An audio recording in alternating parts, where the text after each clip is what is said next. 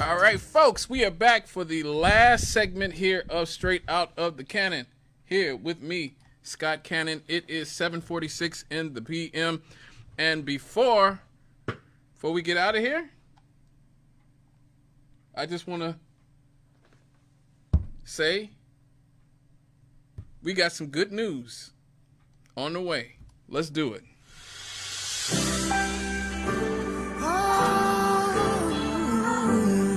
There is a light for the blind man, a sound for deaf ears. There's riches for forgotten souls that have nothing left to give. There is freedom from bondage for those who can't break free. This is the gospel of Jesus, and it's good news. Yeah, let's remember we have good news. We won't hide it in the shadows. We will light up the truth. Tell everybody what He's done for you. Shout it from the rooftops. We got good news. Hey! Yes, it's rare that we get good news in the black community and just in the justice community as it regards something that is one of America's great shames, which is mass incarceration. It has become pretty much well known to people around the world that America has the largest carceral state in the history of the world. Black people, particularly black men, are the most incarcerated people on the planet. America has close to a quarter of the world's prison population, in spite of only being 5% of the world's total population. But fortunately, there have been strides that have been taken over the last few decades that seem to be changing that trend that has gone on for the last 50 years, starting with the war on drugs, thanks to Richard Nixon, ramped up by Ronald Reagan in the 80s and Bill Clinton and Joe Biden in the 90s. Finally, we can say that we have seen a significant drop in America's prison population, particularly of black people. That is saying something. The sentencing project has hailed a downward trend of black incarceration. They have found that black imprisonment rates have dropped significantly over the last 25 years, since the year 2000. Now, incarceration rates in the United States increased by 700%. Good Lord. Between the 1970s and the early 2000s. The 19th News reported that a recent analysis from advocacy organization, the Sentencing Project, found that between 2000 and 2021, the imprisonment rate declined by a whopping 70% for black women and 48% for black males. That is incredible.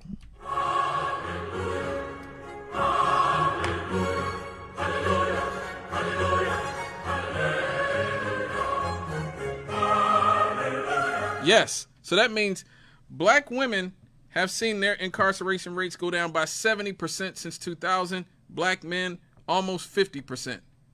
That is something that is a positive step in our community towards being able to put families together, because really a big part of what happened between the 70s and the 90s, why you saw the type of horrific crime rates that you saw back then, was because so many families were torn apart by the war on drugs. Richard Nixon and Ronald Reagan and Bill Clinton and these people did great damage to our communities by putting so many fathers, brothers, husbands, and even some mothers and wives in prison, forcing kids to grow up without their parents. And now we know that much of the reason that a lot of those people were in jail, which is drugs, were things that our government put in our communities. They put heroin in our community in the 70s, and they put crack in our communities in the 80s. They did that. Our government did that. The FBI, the CIA, they did that.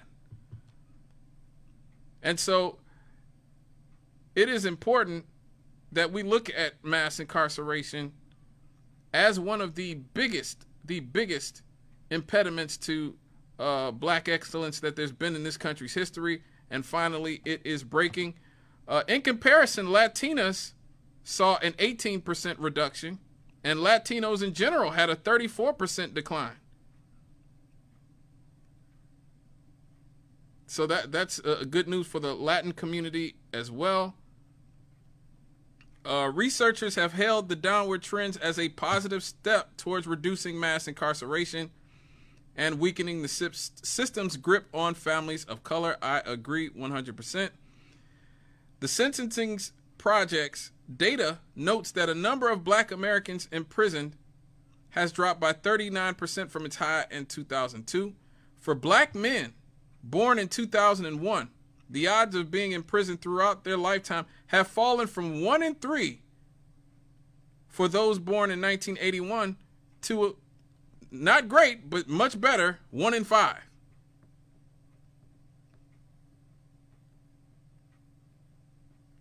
So that is still not great. Black men are still the most incarcerated people on the planet, technically speaking. But it is at least loosening.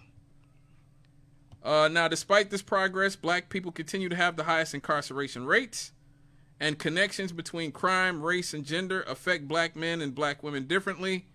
Government data referenced saw that black women were in prison at 1.6 times the rate of white women, while black males were imprisoned at 5.5 times the rate of white men. I think we all knew something like that. And a lot of this has to do with drug reforms. In New York, 2009 drug law reformed, abolished mandatory minimums, allowing judges to issue shorter sentences.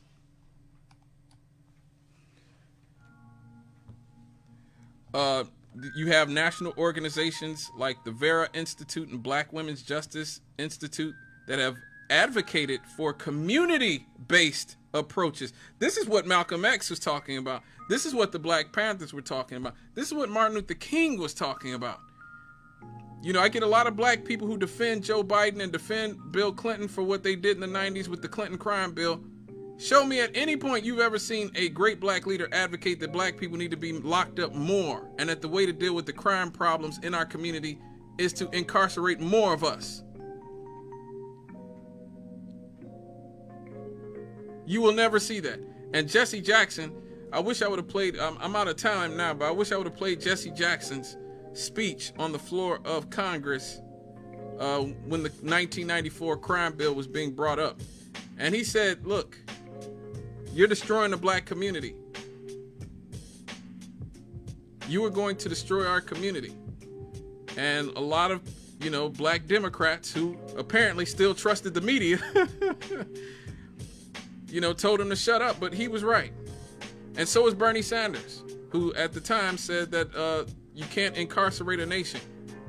That's what we were going to be doing. We were going to be creating an incarceration nation, and that's what we did. But it is good news. I still say it is good news that we are indeed loosening the grip of mass incarceration on our community. And speaking of mass incarceration, before I get out of here, I just want to say, Brother H. Rap Brown is 82 years old. And he has been incarcerated for the past 24 years. I believe wrongfully. Many others believe wrongfully. A lot of the witnesses believe wrongfully. He needs your immediate help. And he is dying from medical neglect. Please reach out to your local representatives and demand that H. Rap Brown be freed, or at least be granted an emergency medical transfer to a real medical center for his medical treatment. Like I said, he's 82 years old. He's dying. Now, I'm going to give you a number. You can call it, but I would also call your representatives as well, or write them, email them. I'm always getting stuff from Frank J. Mervan. But the number is 520-663-5000. 520-663-5000. His name is actually Jamil Al-Amin. That is his new name. Is no longer H-Rap Brown. It is Jamil Al-Amin. Demand that he be allowed to get medical treatment.